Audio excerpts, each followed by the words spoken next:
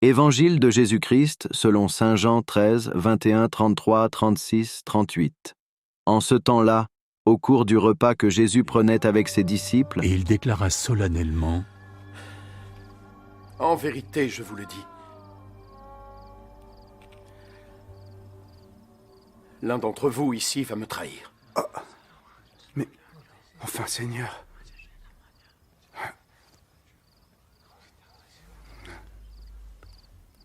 Les disciples se regardaient les uns les autres, perplexes, ne sachant pas de qui ils parlaient.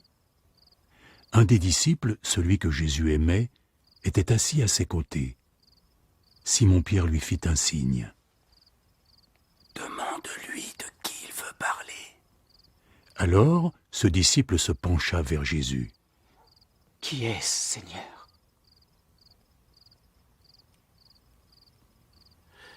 Je vais tremper du pain dans la sauce et le lui donner. Ce sera lui.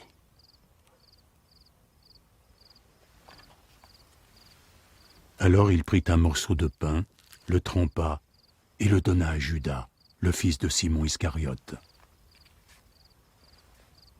Dès que Judas prit le pain, Satan entra en lui. « Hâte-toi et fais ce que tu as à faire. »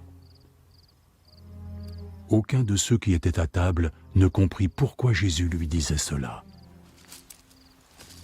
Comme Judas avait la responsabilité de la bourse, certains disciples pensèrent que Jésus l'avait envoyé acheter le nécessaire pour la fête ou faire un don aux pauvres.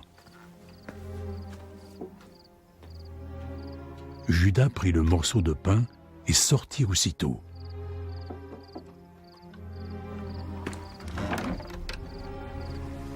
C'était la nuit.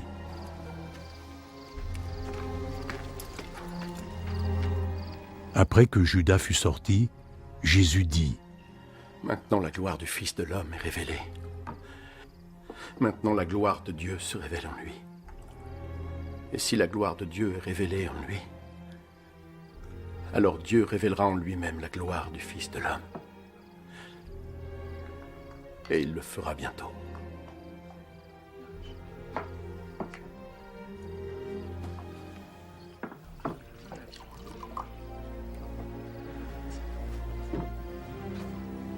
Mes enfants, je ne suis avec vous encore que pour peu de temps. Vous me chercherez, mais je vous répète ici ce que j'ai dit aux autorités juives. Vous ne pouvez aller là où je vais. Mais où vas-tu aller, Seigneur ? Tu ne peux pas me suivre maintenant là où je vais. Mais tu pourras me suivre plus tard. Seigneur, et pourquoi ne le puis-je pas maintenant ? Je suis prêt à mourir pour toi. Es-tu vraiment prêt à mourir pour moi ? En vérité, je te le dis.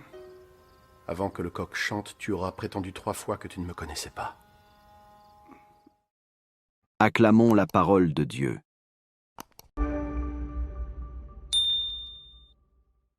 Sœurs et frères, bonjour. Nous sommes dans la Semaine Sainte et la parole nous fait contempler plus longuement la personne de Jésus.